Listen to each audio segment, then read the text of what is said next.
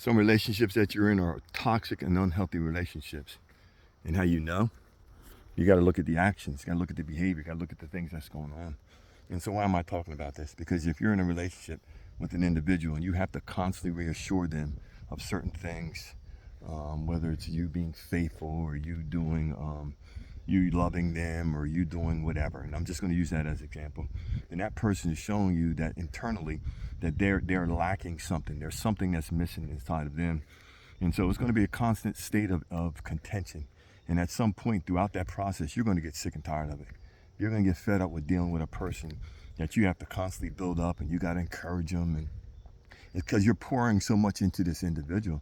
And in the process of you pouring into them, you're not really getting anything in return. The only thing you're getting in return is accusations and feeling like you got to be defending yourself and defending the things you do and the things that you say. And so part of that whole process is that's showing us that that's a very unhealthy relationship. It's something that will not sustain. It will not go or sustain the test of time.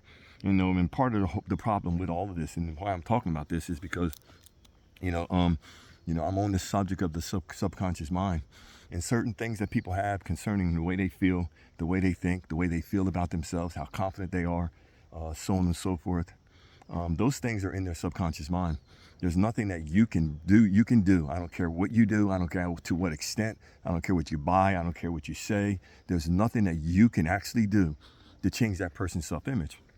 Only thing that can change another person's image of the way that they see themselves or their perception of what they're seeing is by them going in and retraining their subconscious mind to stop looking at everything as if someone is always trying to do something against them, or like someone has to always be there to encourage them or build them.